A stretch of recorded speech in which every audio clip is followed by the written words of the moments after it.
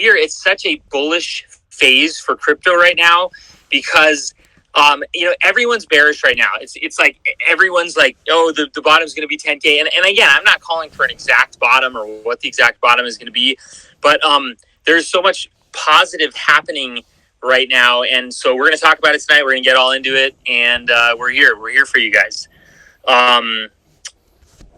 Yeah. So okay, I think basically the 10K call to 12K call on Bitcoin isn't ridiculous and isn't out of question. It depends on where inflation goes from here. Basically, by the way, I just want to be clear that I think the next move in Bitcoin is probably going to be a reasonably big bounce, and it could be, what's the word? It could be coming from like the bottom. I think the local bottom is the 25K bottom we just had, and it can, depending on what the inflation figure is, CPI inflation number is on Friday, it can go down and retest that 25K number again. But however, in general, I think it's basically going to be like that was the bottom for now, and hopefully we'll get a good number on Friday, and it goes up from the 29, 31K range we're in right now, and goes bounces up to 34, 37K. That'll be the next target. So in the short term, I'm thinking both stocks and crypto have one more bounce left in them, and it could be a very big one because we're at the end of the cycle, but the cycle hasn't finished yet. However, when the cycle finishes, and invariably a real bear market will come.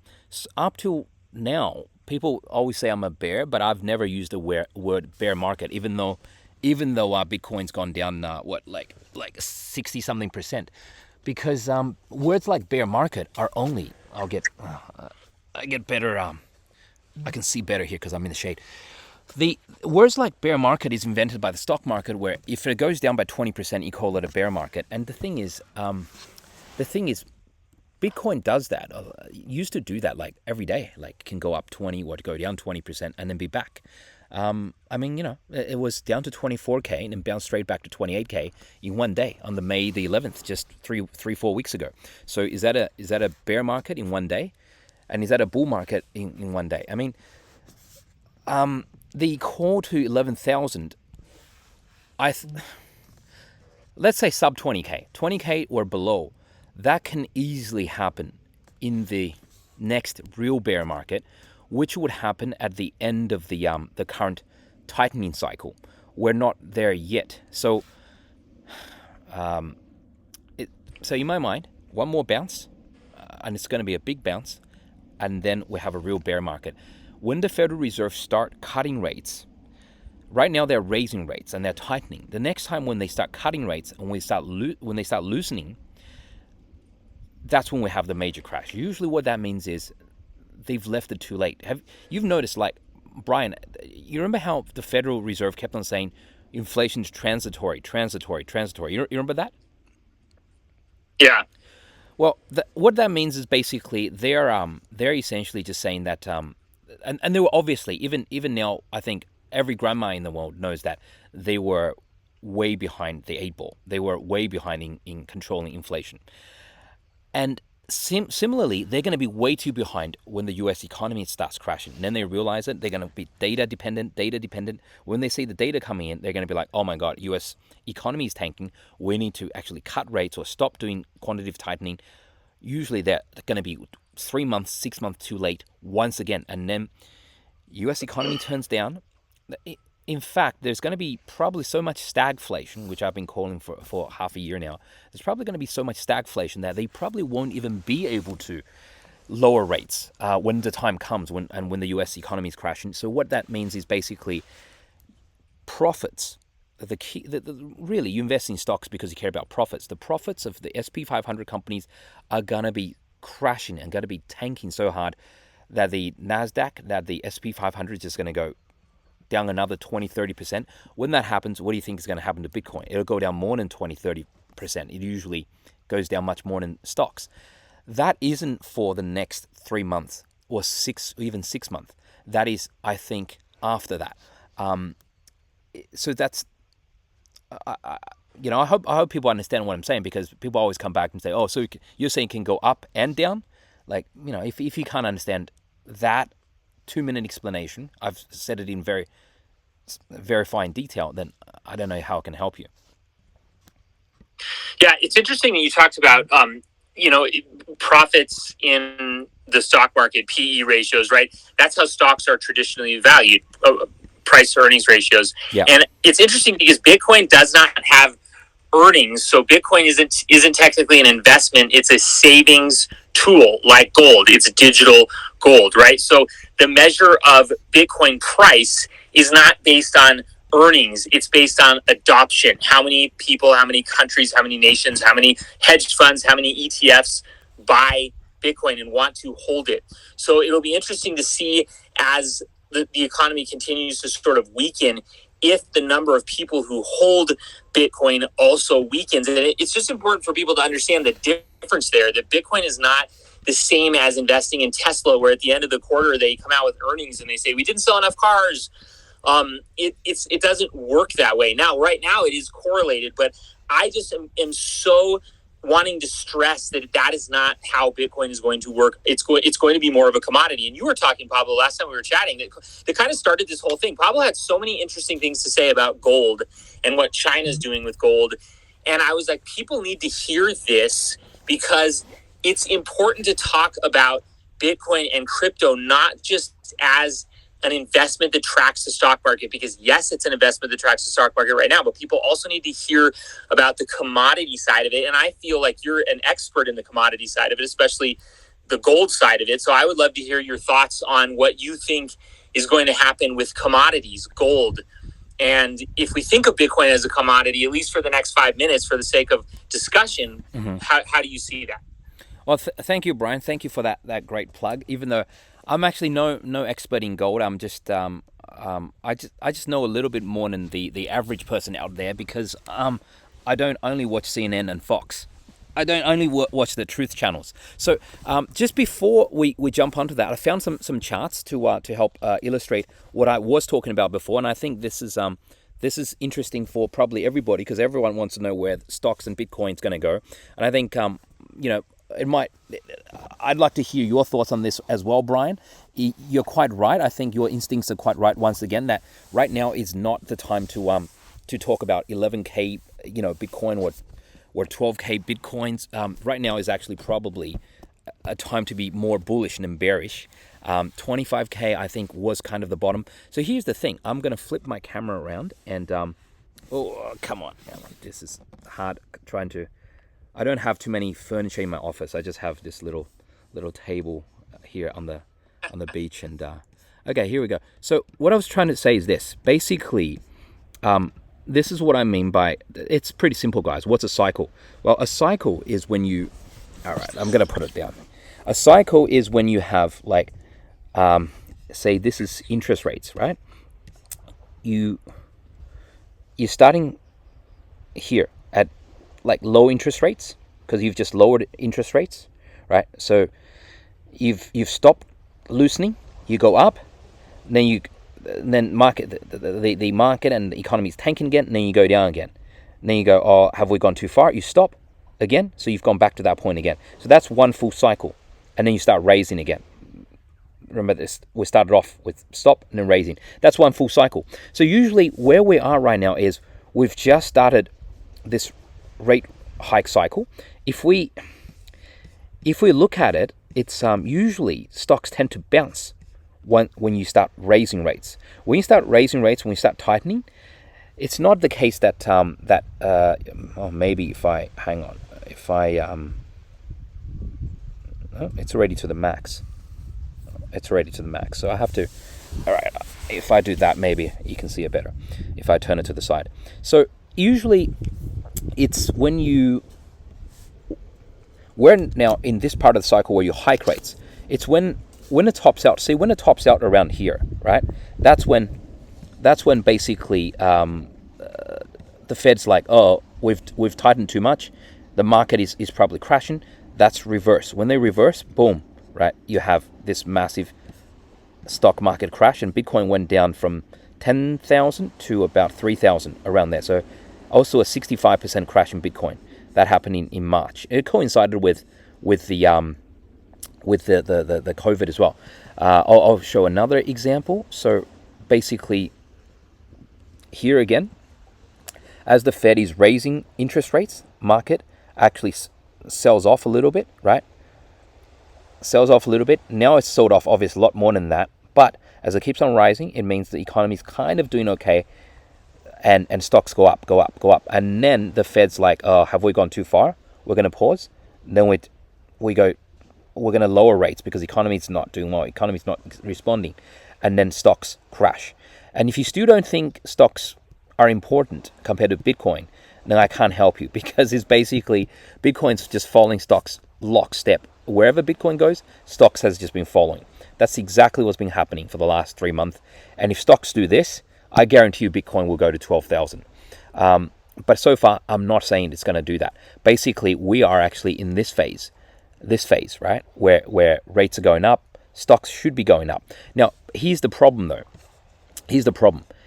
Have you noticed that this blue line here, that's interest rates? The blue line is QT or QE. That's the Fed balance sheet, right? The blue line used to be almost like negligible before, and then suddenly shot up because that's the 2008, 2009 crash. Then it's basically just been one large pump since then. It's been, look at that, one large money pump since then. That's why we keep on saying this market is in a bit of a bubble, because it's a money pump situation. And the Fed is doing QT. When the Fed starts doing QT, like right now, which means their balance sheet's going down, they've just started here, right? And look, last time the market reacted as well, but then it kept on going up. That's why I say a double top is possible in the SP 500. For Bitcoin, I see a big rebound. But remember, eventually, after a few months of QT, market crashed. Bitcoin in this year, 2018, went from 20,000 to 3,200, which is like 86% fall, something like that. Basically, what I'm saying is, where are we now? We've just started a QT, literally just started like 8 days ago. We've just started tightening rates, so it's normal for stock market to pull back like this. I think this is a local bottom, and we get a bounce. We get a bounce here.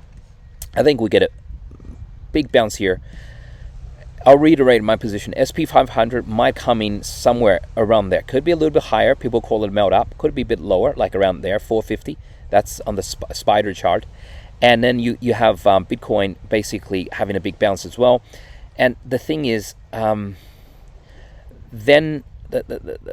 remember the QT this time. This blue line is going to come down. That's QT twice as fast as this one. So I don't see this bounce lasting very long. I think it could be a sharp bounce, but I don't see it lasting very long. This line, remember here, it was when this started happening. Look what happened to the stock market, and Bitcoin went down 86%. We're in this phase again. When this thing starts right now, when it first started here, right, stock still went up. Bitcoin also went up for about 2.5 months. So this rally can't be very long, in my opinion. Bitcoin and stocks, I think, will bounce. I think that was 3 weeks ago, was kind of the bottom. At worst, we have a double bottom, and then we go up. But remember, if QT quantitative tightening goes on for this thing comes down twice as fast as it went here. Last time it took 2.5 months for Bitcoin to crash, and it took how long? It took like 10, 11 months for the stock market to crash. This time, I would say Bitcoin and stocks have crashed a little bit already, so it's hard to say how long it would take for Bitcoin and stocks to crash this time, but I don't think it's going to take as long as last time. I think if they QT as hard as they say, which is $100 billion a month, then stocks could probably crash end of the year, early next year, which is 6-7 months from now. And Bitcoin sooner than that, so 3 months, something like that. Then I would call it a real bear market, where we can go down and see 12,000. Okay, I'll say sub $20,000 Bitcoins. It sounds crazy right now, but just imagine this scenario, and I'll ask you the same thing right now, Brian. If in a few months' time, let's say US, because they've been raising rates, because they've been doing all this quantitative tightening, they've been doing QT, and then I ask you this: US, it's affecting the economy already, right? Plus stagflation. When the US economy gets in trouble next, and it looks like it could happen in the next 3 to 9 months, when that happens, Federal Reserve just goes pause, and then we lower rates. Do you think they can do that this time? Do you think they can cut rates whilst inflation's at, even if it goes down, we have peak inflation. It goes down from 8.5% down to about 7.3, 6.5%, even at 5.5%. Do you think the Federal Reserve can be like, that's cut rates back to zero again? That's start QEing again?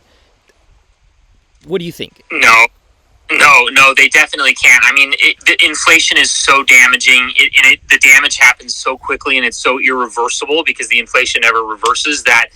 I just don't think they can, and that's the whole stagflation thing that we've been talking about when they're in a rock and a hard place. And I think this is why, I have an investing mentor who's a multimillionaire, just develops the whole coast of California, and we were talking about looking for specific opportunities in this market, because this sort of environment creates a lot of very interesting opportunities, distressed assets that he's picking up. There was a contractor who completely bailed on his remodel because his materials became too expensive. So this guy was able to pick up a half remodeled property at a very discounted price. But no, to answer your question directly, no, I definitely do not think that they can reverse course now with inflation how it is. I mean, even if inflation peaks, it has a long way to come down. Yeah. Before we're in any kind of a safe zone. And historically speaking, rates are still relatively low. I know that's hard to believe, but if you look at the 70s and 80s, rates are still relatively low. I agree with you, because politically they've got to get gold. They've got to get what you can call it, inflation down to 2.5% or near, at least under 3% before they can even start talking about lowering rates or stopping QT or QE. Essentially, people who are too young for this, and I'm even too young for this. I never even lived through the 70s and early 80s when this happened. I certainly don't remember when this was happening, but stagflation is basically any central bank's worst nightmare. It's basically, and now you have the worst cocktail of all. You have a war-induced oil price spike, which then leads to inflation and a recession. That formula has only happened once in recent memory, and the exact same thing fucking happened last time. Was a war in the Middle East between Israel and 7 or 8 of his neighbors. What do they call the Yom Kippur War, and basically all because the US was kind of on the Israeli side, so all the Saudis-led groups said, okay, oil embargo on the US, and then oil prices shot up 3x. Imagine oil going 3x at the pump, not just at the pump, on the spot market, and basically US was in a lot of pain. Biden's becoming like Carter, was voted out in one term president. That's the last time the United States had stagflation, and I think this sets us nicely up to the conversation on gold versus Bitcoin. Who's going to save you when this happens? Yeah, what a lot of people don't realize too, bringing it back to crypto, is that this tightening, the money supply, higher interest rates, inflation squeezing everybody, is going to affect crypto markets. Also, because they are not going to be able to keep developing their projects during the bear market. I mean, in this bear market, in this sort of recessionary, contracting environment, people are talking about a lot of these altcoins, and should we invest in Algorand? Should we invest in, little tiny small caps that have 10 employees? I mean, it's going to be very hard for them to keep building and keep developing, and they're going to be drawn toward paychecks. Regular paychecks, making money, putting food on the table, especially all these people who got wrecked by not taking profits and listening to Pablo and Bryan about taking profits. So yeah, it's going to be a lot worse on the crypto markets, on the altcoins than people think. And this is why when we were live on Twitter Spaces, I was telling people that, if you want to invest in crypto right now, it's a pretty good time to be in Bitcoin, because we at least know that Bitcoin is going to recover. at some point. It might not be tomorrow. It might not be next month. And so, it's not only is Bitcoin going to recover, but Bitcoin is going to lead the pack in the recovery and is going to recover first, which is then going to give us a perspective on the altcoin market. So I think that's important for the crypto market to understand. Yeah. So you're not that bullish on Ethereum, then, Brian? Sounds like. I mean, I'm holding a lot of Bitcoin right now, a lot, and I'm happy to dollar cost average. And I think that this is a perfect environment to dollar cost average. We just heard Pablo talk about how things could get a lot worse toward the end of the year. And you definitely don't want to spend all of your bullets right now, dry powder right now, right? Yeah. You want to be dollar cost averaging in. And as far as Ethereum goes, I think that Ethereum will be safe for at least several years because there's no clear winner in other layer ones that anybody really wants to build on. Yeah. But I don't even think Ethereum is a hodl, as Pablo famously it's like Yahoo. created It could be like Yahoo. Yeah. It could be like pets.com. Right. You're essentially betting, is Ethereum Yahoo, pets.com, or Amazon? It's probably like a 1 in 3, 1 in 4 shot. It becomes Amazon and becomes the number one layer one in the future. Or it's probably like 2 out of 3 chances, which is better than 50%, that it becomes like Yahoo, which is delisted, or pets.com. I don't know if it's still around or not, but it's not doing well, is it? Yeah, and you guys, this is one strategy that I recommend for the bear market, okay? I created a bear market crypto watch list. And it's a list that I made on my Twitter, and it's just like 50 or 60 cryptos that I'm excited about watching during the bear market. Now, does that mean that I'm investing in all of them today? No. But what it means is that next time Bitcoin starts to pump and Pablo shows us the charts and says, this is looking like we're setting up for a bullish period, I want to know ahead of time what cryptos I'm excited about watching. What are they building? Are they laying people off? What's their news? Yeah. What's coming down the pipeline? And this is the way everybody should be positioning themselves right now, is plugging in to the news and not the hype and not, all the garbage, but we're going to see some great opportunities come out of this. Amazing opportunities. I know that sounds really cliche, but it's really true. You know what's what could actually be funny, Brian, because the major winners of this bull run, 2020, 2021, are actually not really the major winners of the last bull run. Like, I mean, Bitcoin's there, Ethereum's there. If you look at the 2017, 2016 bull run, which ones are still left? Bitcoin, Ethereum, who else? Doge, yeah? Other than those three, there are no other coins in the top 20. I wouldn't even count XRP because XRP didn't have a big run this time, right? If you held XRP from 2003, in fact, 2017, in fact, you're losing money. So of the coins like EOS or those coins that were in the top 20 in the last bull run, 2017 bull run, if you thought, oh great, let's get into them, that's buy the bear market dip. If you bought it in 2019 near the bottom, by 2021 at the peak, you still made money, but it wasn't like Solana kind of money. It wasn't like Luna kind of money. It wasn't like AVAX kind of money. What I'm trying to say is, yes, you would have made like 50x, 30x, which is damn good, but you wouldn't have made like say Solana made like 2000x run or something. AVAX made an 800x run or something like that. It wouldn't be anywhere near that kind of run. So I guess that's a sign of maturity. So it's good to watch out for these coins that we think are great right now. AVAX, maybe Solana, like Algorand, these coins, and see, are they hiring? Are they getting new investments? Can they actually literally keep the electricity on during the crypto winter? And it's good to watch that. But will these coins again not really become the leaders of the next bull run in, say, 3 years' time, 2 years' time? Or will they actually just... I think it comes down to maturity of the market. In a mature market, you shouldn't see 90% of the top 20 coins not become irrelevant by the next bull run. In a mature market, they should survive and they should do well in the next bull run.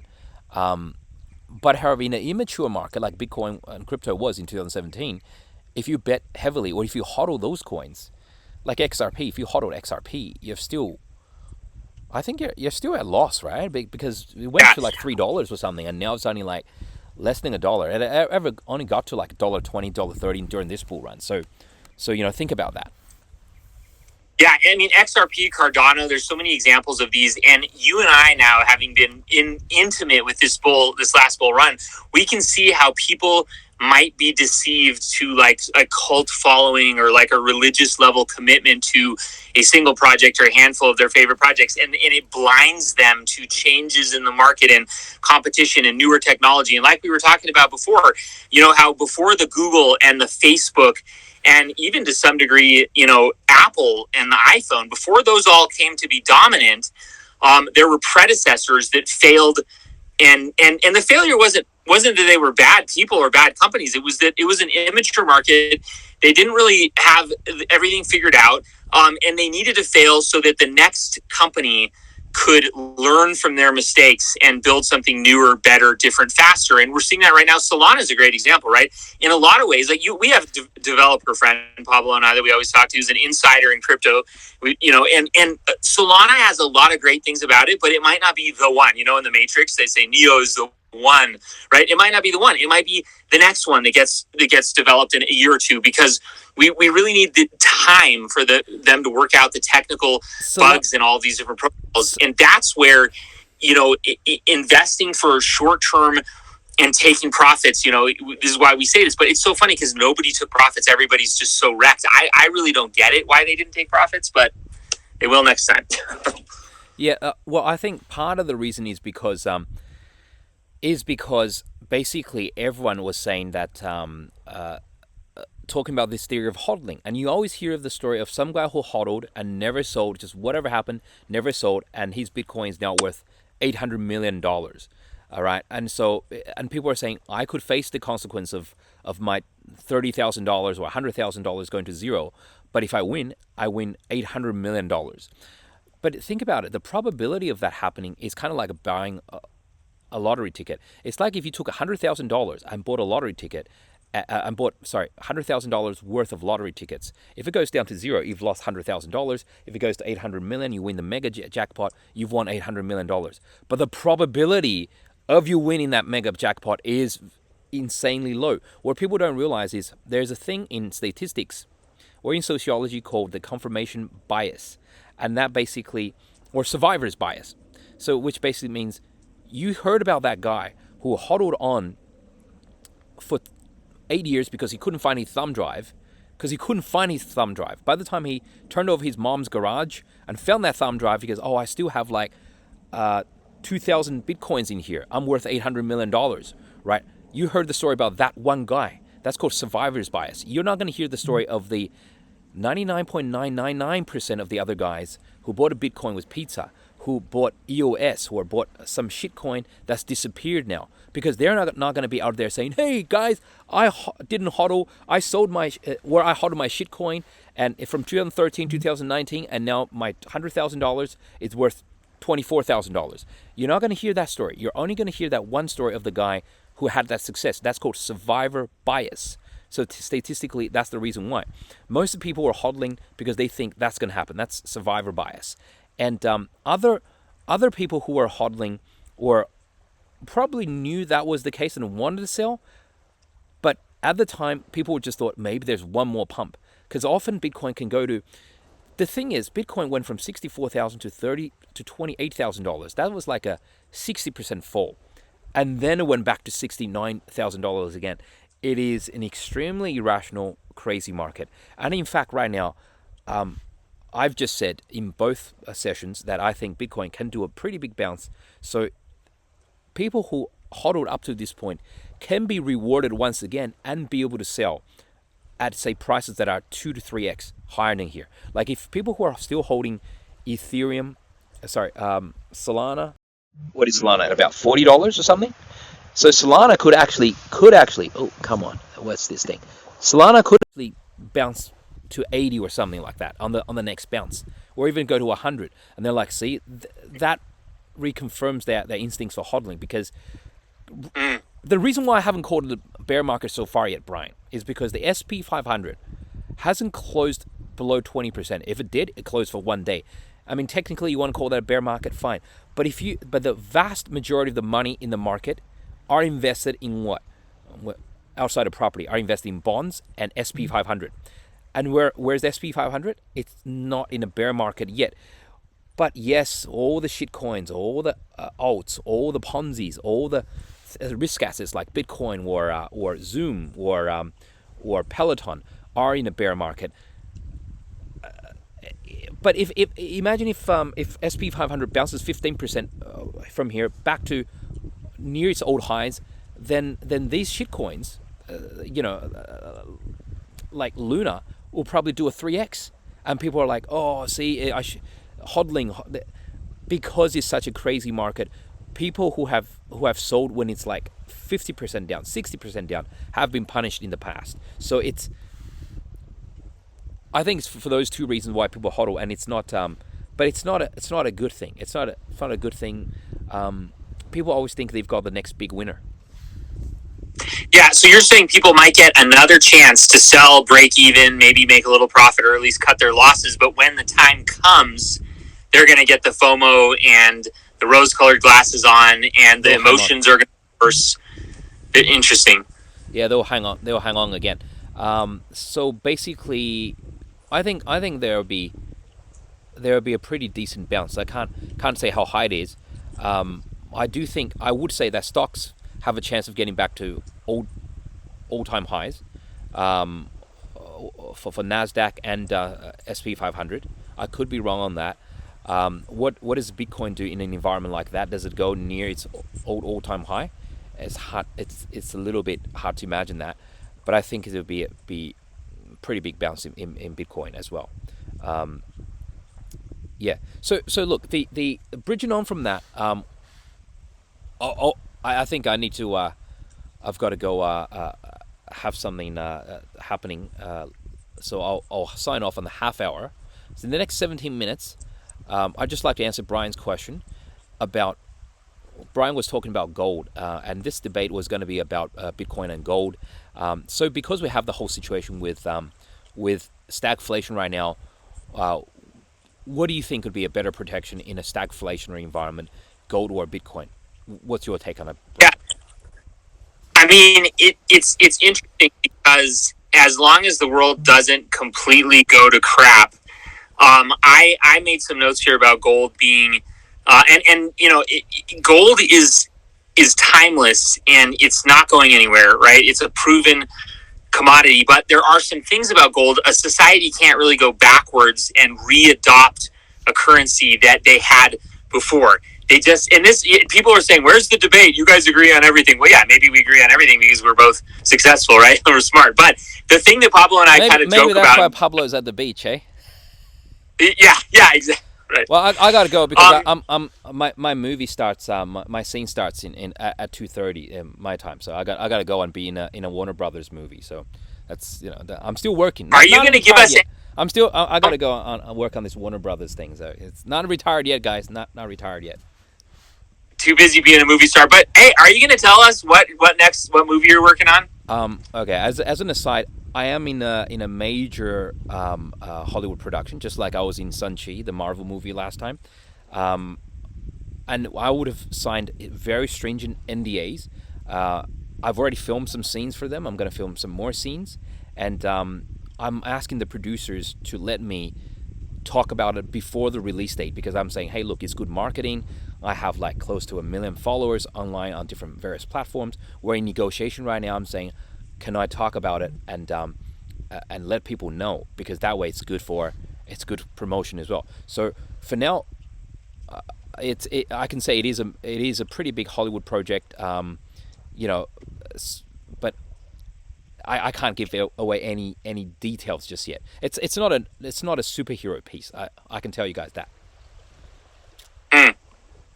Okay, so back to the debate thing. Okay, Brian, I hear what you're saying. Last time we had this debate privately, and we do have these debates privately, we don't agree with everything, my thinking is this. I think we're arguing about chalk and cheese. You're saying that gold if stagflation happens, if, say, God forbid, Europe, Russia have a nuclear exchange of some type, and the world order as we know it kind of crumbles. If the United States dollar, if the Chinese yuan crumbles, what currency do we use? Brian's saying people never go back to gold. How do you exchange gold? You have to melt it into. You say, my hat here or my property on the beach here costs $1 million, but my hat costs like $30, whatever. So you're gonna melt your gold to exactly 0.58 grams and give that to me, and we'll have to test, is that pure gold? Is that 99 or 98% pure? Or for the house, you're gonna have to give me 20 gold bars. It's just so inconvenient. I agree with you, Brian. Here's the thing. What I'm saying is not gold will become currency. What I'm saying is gold will back currency. Now, in fact, I would argue that this is happening already. If you look at what's happening with Russia right now, and the thing is, very few people guess that the Russian currency would bounce back this quickly, this hard. And in fact, it's higher than where it was before the war started.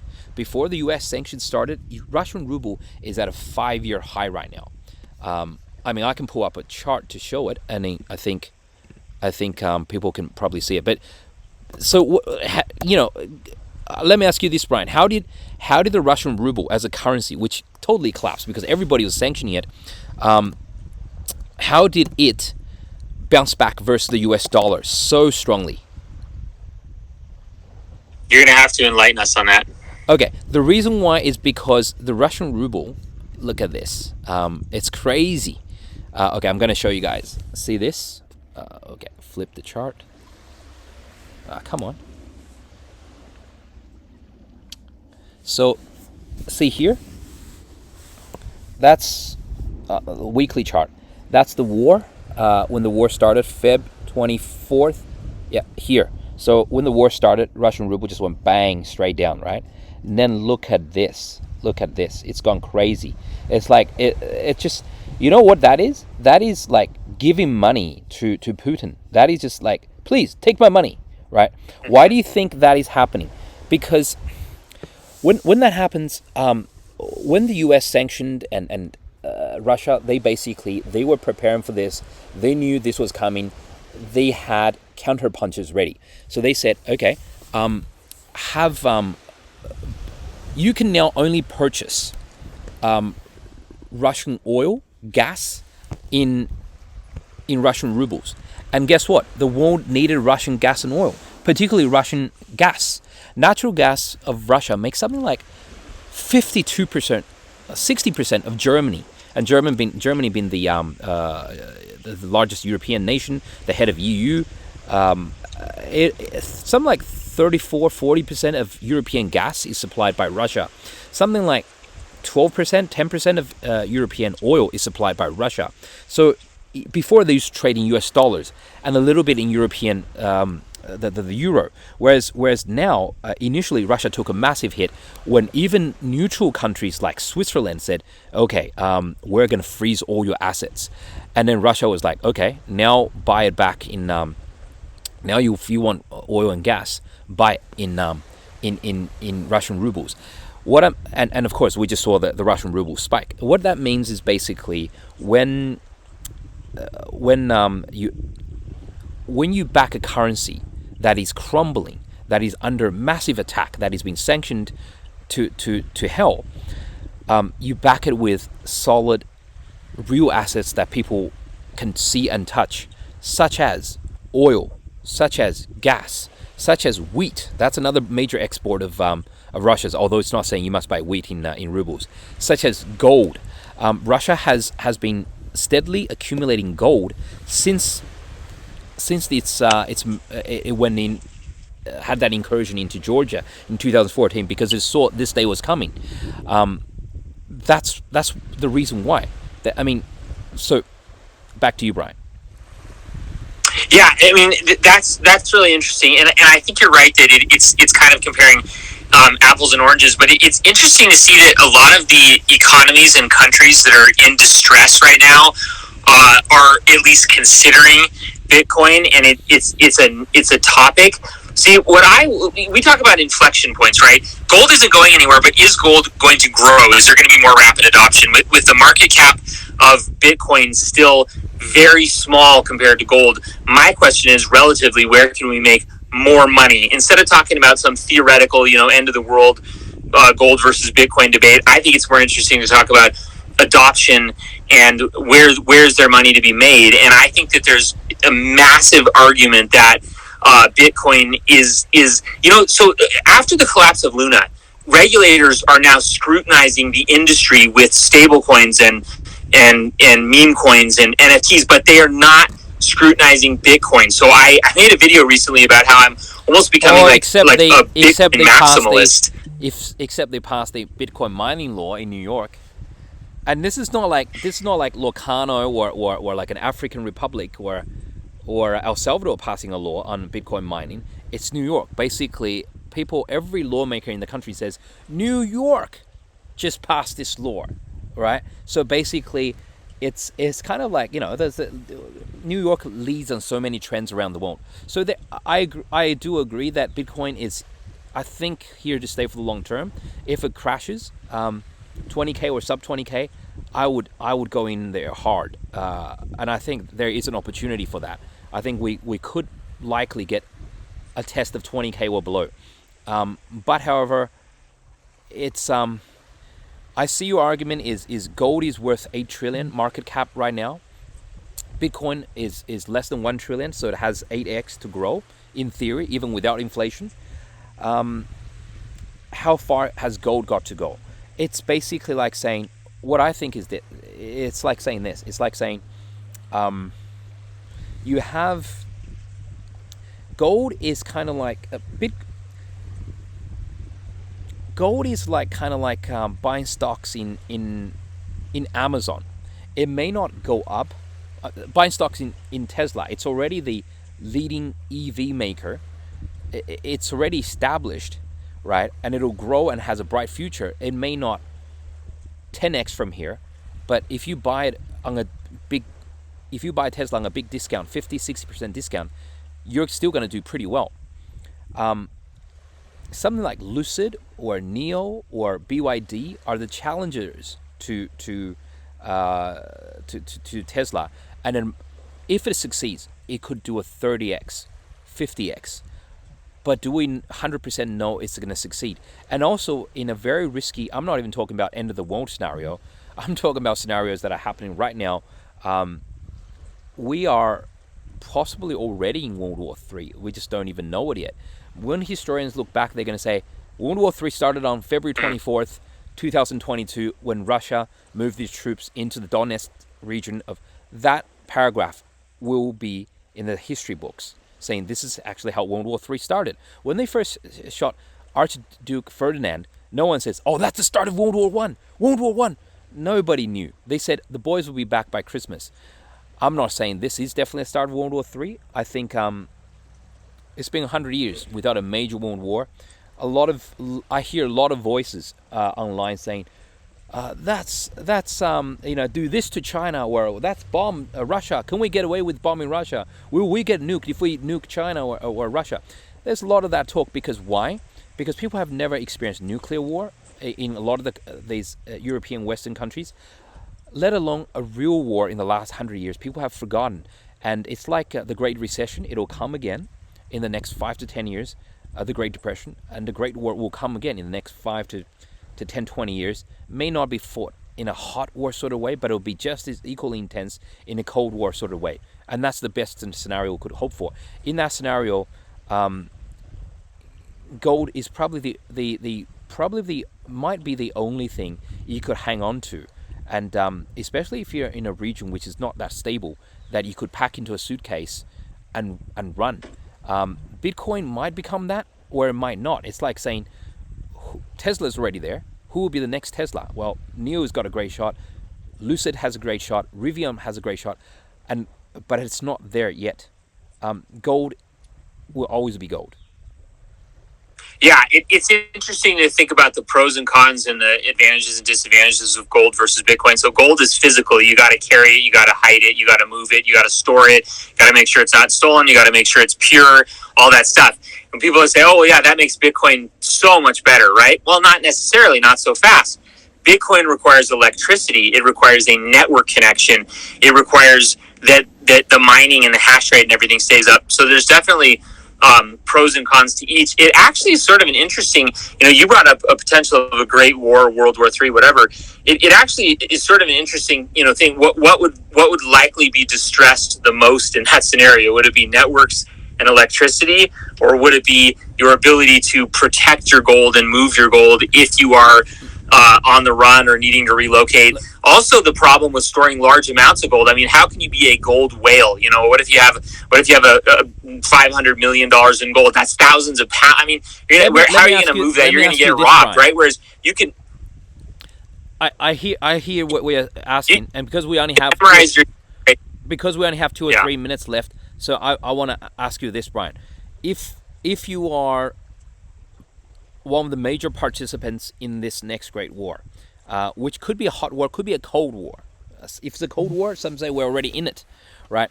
And just because it's a cold war doesn't mean it's going to be very intense.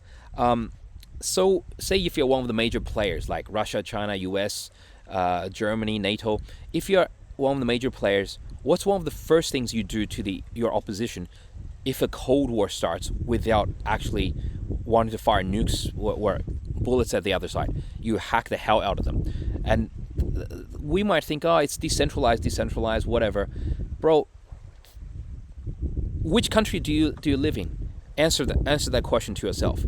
And do you know how the internet gets delivered to a country? Whether it's Austria or Australia or New Zealand or China or Indonesia, Saudi Arabia, where do you live in? How do you get your internet? It literally comes from about 2 cables under the sea. If someone decided to knock out those 2 cables, you don't get internet. How do you you'd have to probably go to, your whole country loses the internet. You'd probably have to move to another country to basically just to get online and be like, oh, check out my bitcoins. So a lot of these scenarios. What about an EMP attack? I mean, these things, scientists are still arguing about it, saying what happens in an EMP, electromagnetic pulse attack. Like, it's I think a bit of both wouldn't hurt. Like, it's where I think the how far the world is going to destabilize will shock everyone. I'm a bit more of a pessimist on this view. I think Brian's more optimistic than me. I think it's going to be a lot of upheaval. Even if it doesn't happen, it doesn't hurt to be prepared against that. You don't want to be like saying, oh, China just made a move in this sea or this ocean, and U.S. is countering that move, and they're talking about nukes between China and the U.S. or Russia or whatever, and oh shit, now I got to buy some gold, or now I got to buy some Bitcoin. I mean, yeah, that's my thought on it. I know you got to go in a minute. It's a fascinating time when the conversation is at a point where Bitcoin is actually a serious contender for reserve currency for countries with hyperinflation to rely on. We're at that juncture right now. It's actually happening right before our eyes. It's a really interesting time to be alive. And, we're not going to be able to solve tonight exactly gold versus Bitcoin or what's going to happen with crypto. Is Bitcoin going to save us? The title of the debate. But it's interesting that we are at this time now where it's a relevant question. Right before this last bull run, it wasn't really a relevant question. Bitcoin, there were the diehard maximalists that were really into it, but it wasn't. You didn't see this El Salvador type stuff happening. So it's a to be continued conversation. For that last point, what I will say is this. I think Bitcoin has a good chance one day of becoming something like gold. But for now, let's just have a look at this chart, which is what happened in the last stagflation or inflation, high inflation period. This red chart is inflation. And it's essentially between 1973 to 1980. And we saw... that's the... What's the red one is... one of the red line, yeah, US CPI. And basically, then we see the green line is unemployment. So basically, you have a double wedge. So high inflation, high unemployment, and that's what happened with the U.S. and it was right. The Fed was stuck. It didn't know what to do. Do you kill inflation or do you kill the jobs market? And in that case, what they did last time was basically, famously, they had the guy called Burns, who didn't do anything, who didn't act quickly enough, kind of like the current guy they have right now, and inflation went through the roof. Inflation went to, this is again, the red one is inflation, it went to 14% inflation. And then during that time, gold went from like $100 to just under $700. And if you bought the gold miners, they probably went up even more, whilst the stock market went kind of sideways.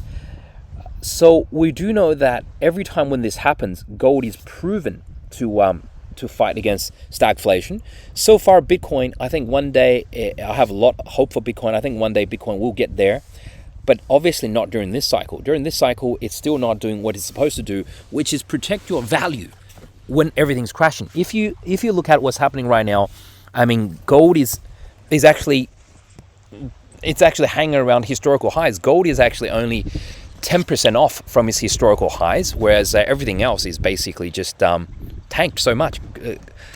So I think if we're having this debate, I think it's more of a long-term debate, whereas